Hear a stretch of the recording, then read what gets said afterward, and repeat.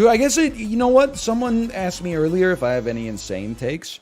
I know that we've talked about this before, but I stand by it. I think spaghetti is the worst common pasta shape. What are the benefits of spaghetti as a, don't like ignore the meat sauce because you could put that on any kind of pasta. What's the benefit of spaghetti? Let me start with you with the detriments. It's so long that it's kind of annoying to eat. It has no sauce-catching geometric characteristics whatsoever. At least a linguine is like a spaghetti that's flat. So at least linguine has the ability to store some sauce on it. Like spaghetti is literally just all the sauce like rolls off it, man. Just stop. Well, tell me why I'm wrong without telling me that it's your favorite meal because you ate it 1,000 times growing up. That's true. They don't make a linguine getty. So if you're evaluating it based on its ability to be on top of a pizza, you gotta put some respect on spaghetti. Make decent sauce that sticks to your pasta.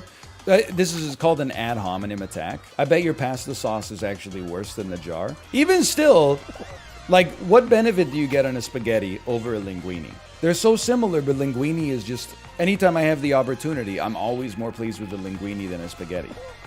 You can roll it on a fork? Okay, you can roll a linguine on a fork too. It's fun to slurp. You can slurp a linguine. What about angel hair? I like angel hair more than spaghetti.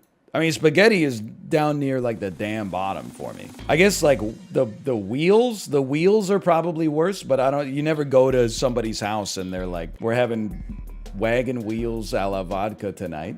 I don't even know what the hell the wheels are used for.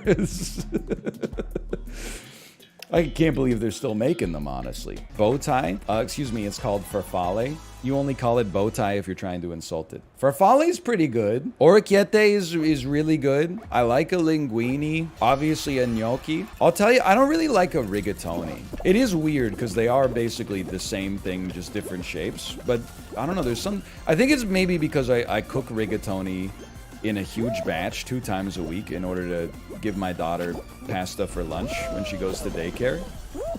So maybe I'm like a little overexposed to the rigatoni. Tagliatelle, love it. All about the tagliatelle. Rotini's goated? I don't know, man. It's fine.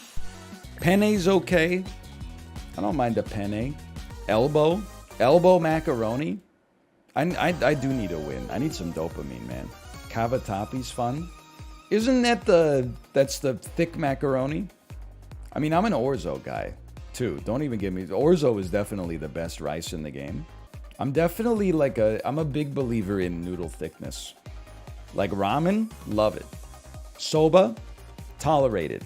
Udon, too thick, too spongy, too bready. Gets too watery when it's in the soup. I already know you're gonna -2 me, okay? You can go ahead and -2 me. That's just the way my brain interprets the taste. Obviously, millions of people love udon, but for me, the noodles, I always just find them like a chore to eat.